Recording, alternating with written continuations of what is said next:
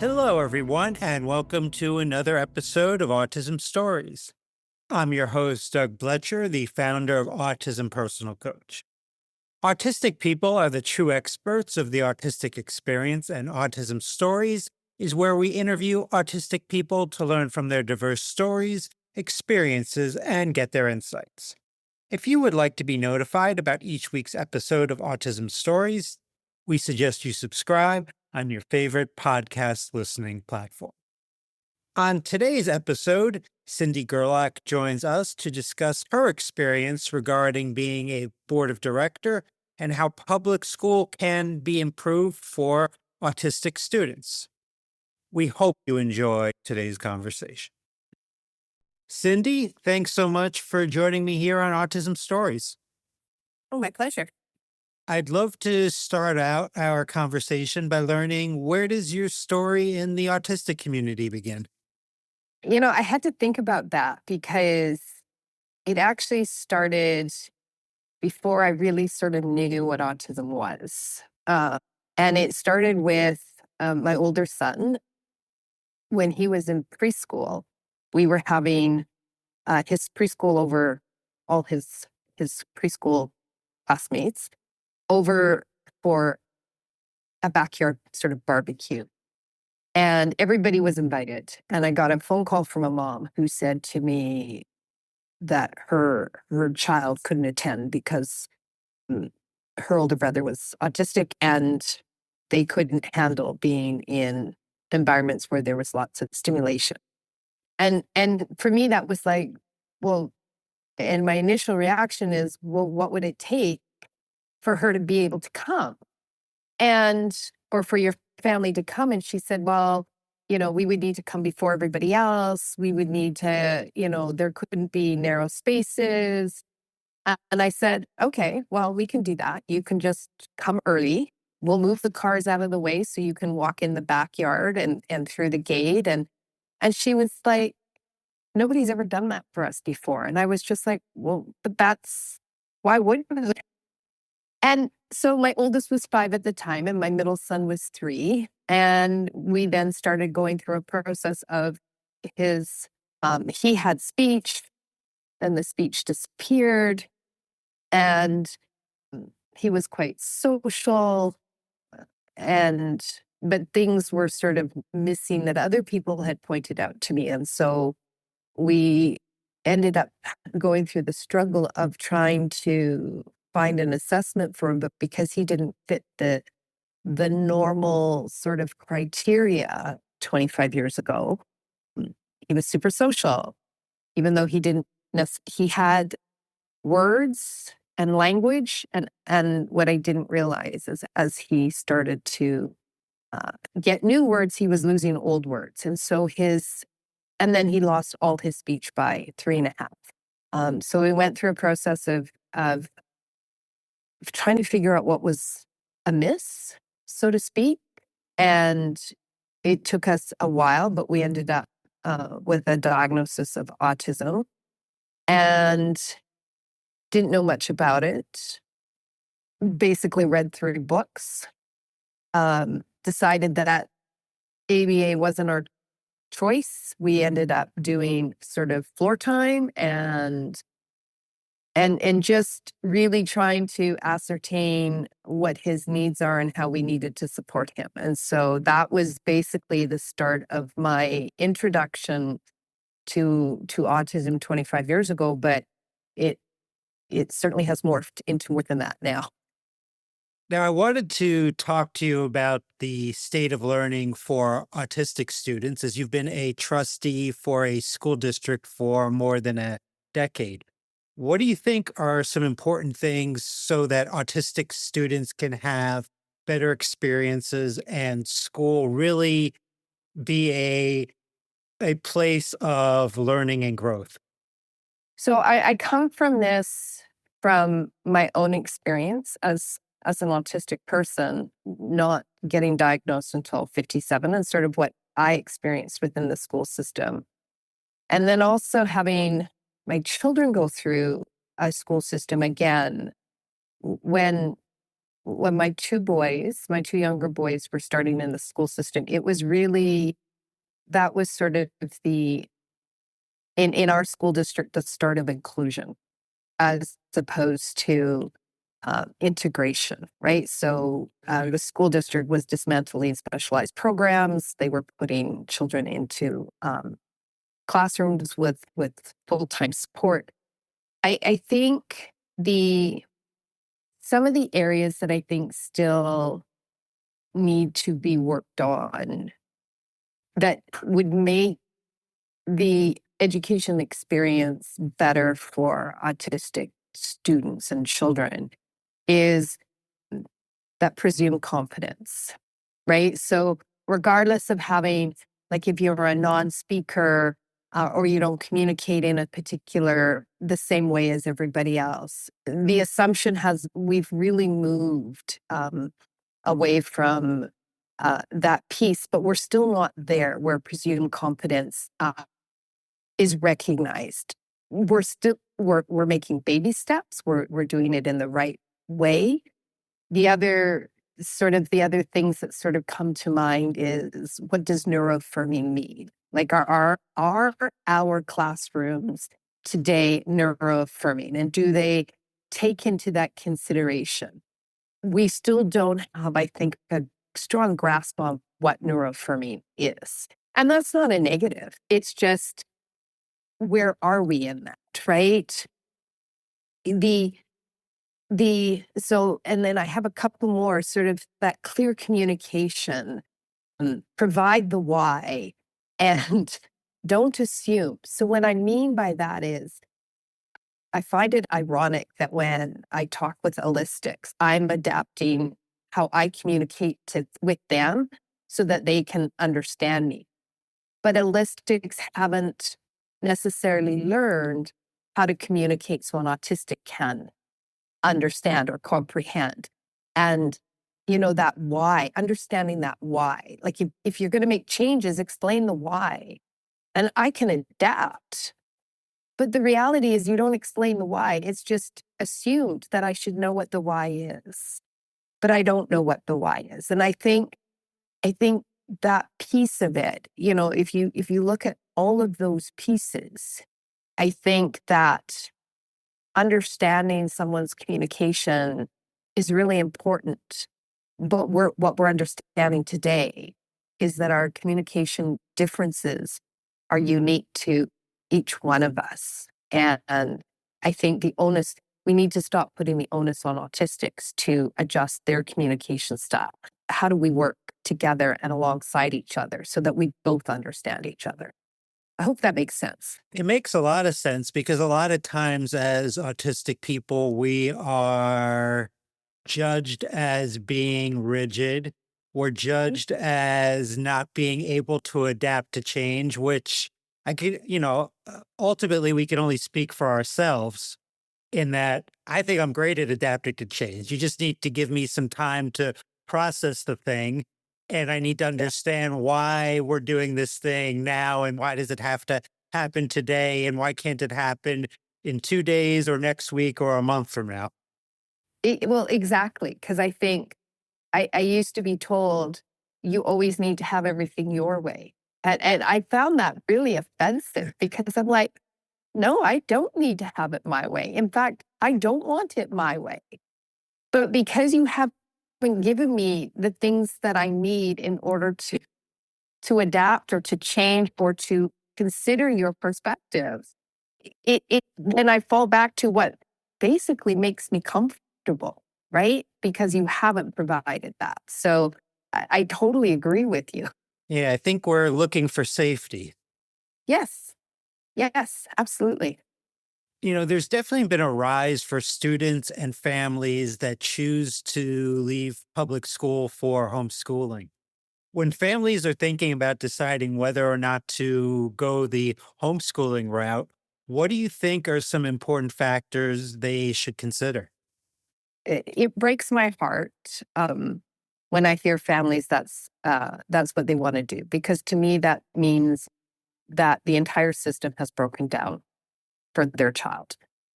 That means to me that there isn't, there's such a disconnect for what the needs of their child is and what the school is ultimately providing or not providing.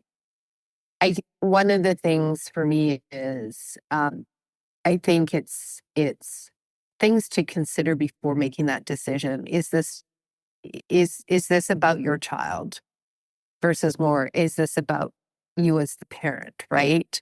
Because we as parents go along on that journey with our child, right? And so if you're able to have that conversation with your child, however that conversation might be, is that what the child really wants? And sometimes it's not. Sometimes mm, the child wants to be part of the education system, right? They want those connections with other people, and but not everybody does, and so I understand that piece of it. But what is missing, and that you can provide at home, and keeping in mind it is a lot of work, right? Like, one of the parents has to be home all the time. You now lose that disconnection with other peers that may understand you, right? Like, you've lost that connection. So you need to make sure, how are you going to keep those connections going? And is it that you're homeschooling because you don't like the bricks and mortar piece of it? Or are you homeschooling because your child's sensory needs are for something else? And then how do you make sure that your child can maintain their educational level? So one of the things that I've often heard from parents and I think about is, I need to unschool my child because of trauma, right? Or they're overwhelmed, or that those sensory overloads are just too much. And so I need to unschool. And those make total sense. I think for me, what I encourage families to, is it the school they're in? Maybe is it another school?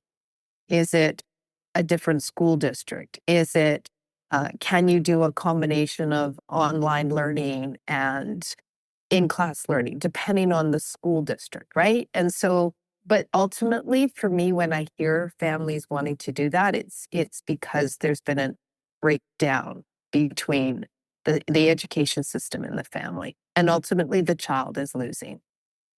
Now, looking back at my school experience, I can remember so many situations that if I knew I was autistic back then, how my autism impacted me.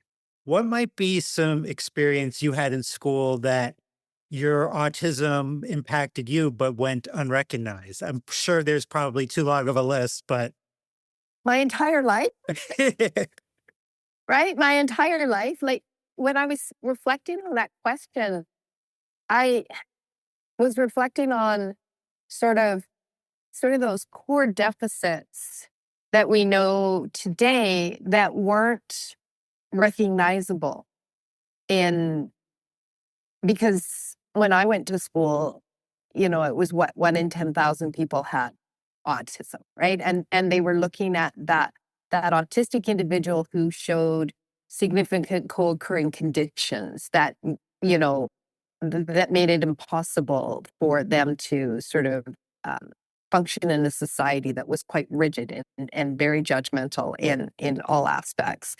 But core things that stood out for me was, and actually they still impact me today. So that whole piece of, I really wanted to connect with other people, but I didn't know how. So I wanted I wanted friends, but I didn't necessarily understand the rules on how to have those friendships. And so I was constantly making mistakes, and I mean I was the odd kid, right? That was always on the periphery. I was always the last kid picked for a team, and I hated that. I hated that because I was so self-conscious, on trying to fit in and trying to learn the rules, but the rules kept changing. And so I ended up sort of gravitating to the library and reading books during break times and avoiding all of that piece of it. Other key things to me was actually education in of itself, being bored in a classroom because it was like this topic didn't interest me, or it was, and then getting in my report card, she didn't apply herself. And when I look back at sort of the things that they said, I'm like, but that's not unfair. I did try, but you ignored me, or I did try and, you just told me, I ought to know. The other piece too that really hit home, and you sort of look at your childhood, like once you get a diagnosis. So diagnosed at 57, I'm proud of it, embracing my autism and loving it. But when I go back and look at those pieces that would have made me identifiable by today's standards, you learn to adapt. So I still today prefer to sit at the back of a room in a conference or anything. And I was doing that in the classroom so I could watch every other student, right? So I was learning to camouflage. And then I'd go home and I would practice it, like how the other students were engaging with each other. I still do that. I still prefer to sit at the back of a room. I still prefer to watch how everybody is interacting with each other. I still find it so much easier to be me in a one-to-one or a one-to-two conversation versus sitting in a dinner, like going to a restaurant with lots of people and then not knowing how to engage with people. Those things, um, those safety nets that I created for myself, I still do them today. And it's amazing that we've done that. Like we've learned to camouflage, we've learned to mask, we've learned to, and that's okay.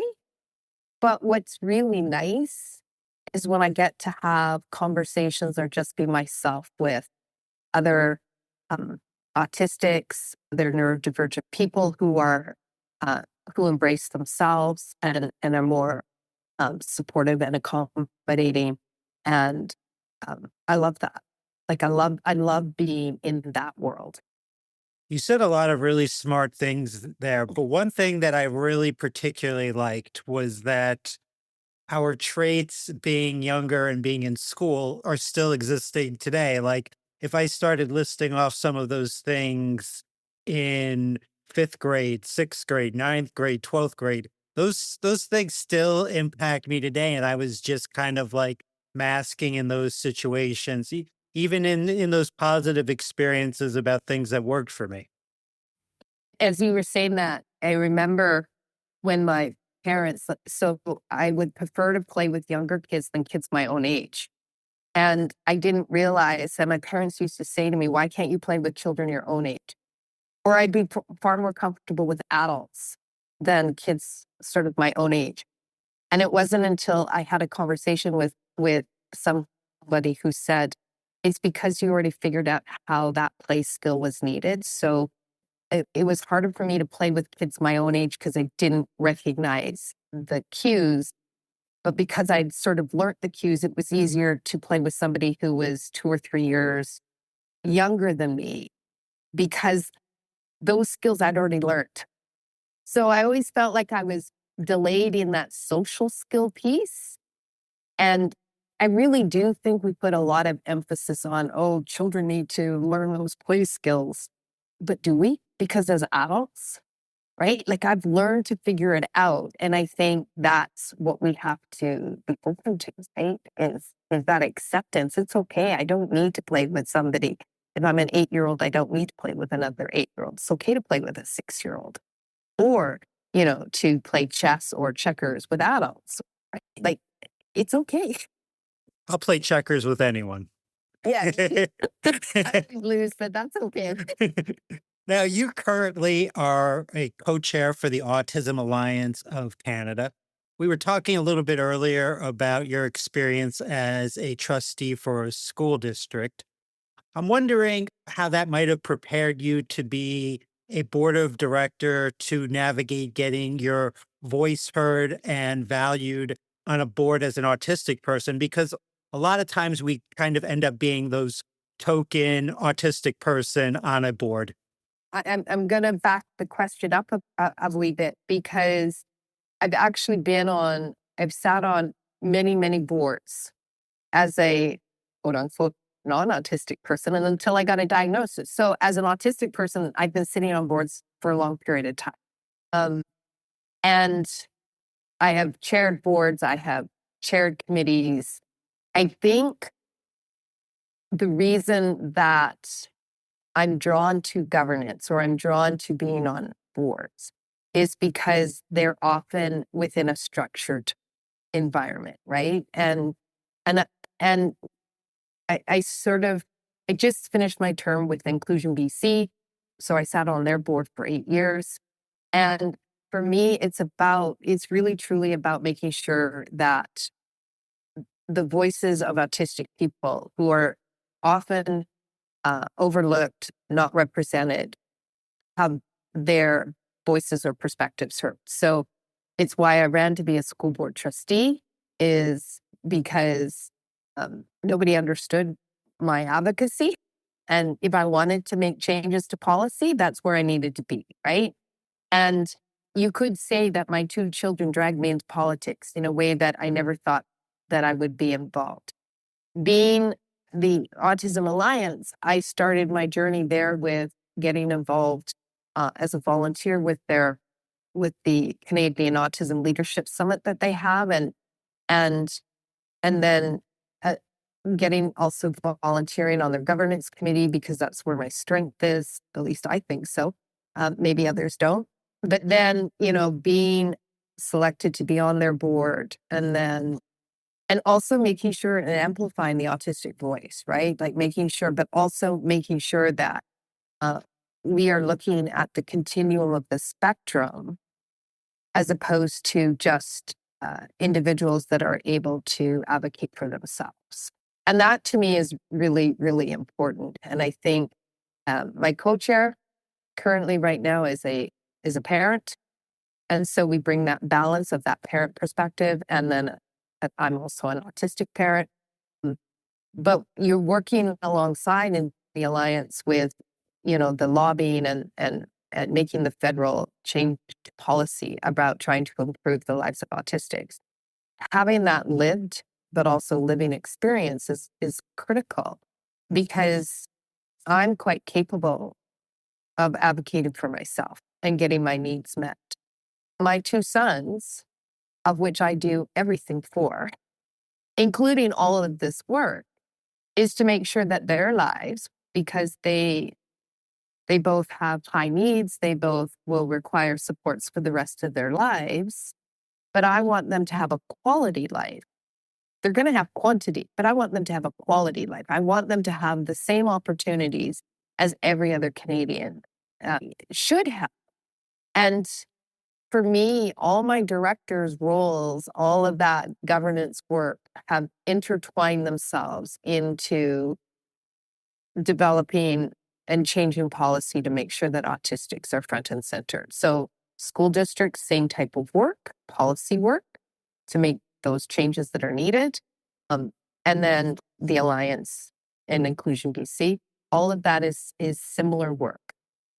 And I love it all because I love policy. I love policy. I love lobbying. I love standing up for our community and making sure that each and every autistic voice and perspective is being heard. And lastly, Cyndi, how can our listeners learn more about and connect with you beyond this conversation? I'm so honored that you did this, and I I'll be honest, I was super nervous this morning. I am on Facebook.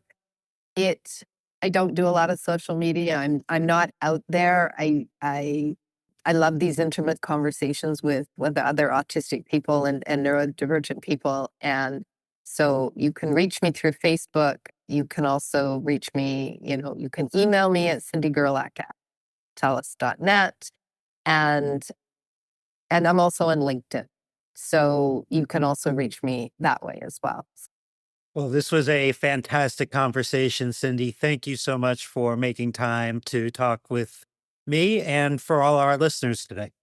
Oh, thank you for having me. This was exciting. And hey, we love to talk about ourselves. So, you know, it's good. But I really appreciated this, Doug. Thank you. Thanks so much to Cyndi for the conversation. To learn more about Cyndi, please check out the link in the podcast description for this episode. We always love hearing from you and would especially love to hear from you after listening to this episode on how can educators and families share the work of communication instead of expecting autistic people to do all of the adapting. Did you know Autism Personal Coach provides support by autistics for autistics? We empower autistic adults and teens to be the best version of their authentic selves through customized life coaching. We also support parents and partners of autistic people by providing insights and guidance to bridge communication gaps and nurture mutual understanding. So please visit autismpersonalcoach.com to begin your experience of judgment free coaching rooted in empathy, expertise, and respect for autistic identity. Until next time, I'm Doug Bletcher of Autism Personal Coach. Talk to you then.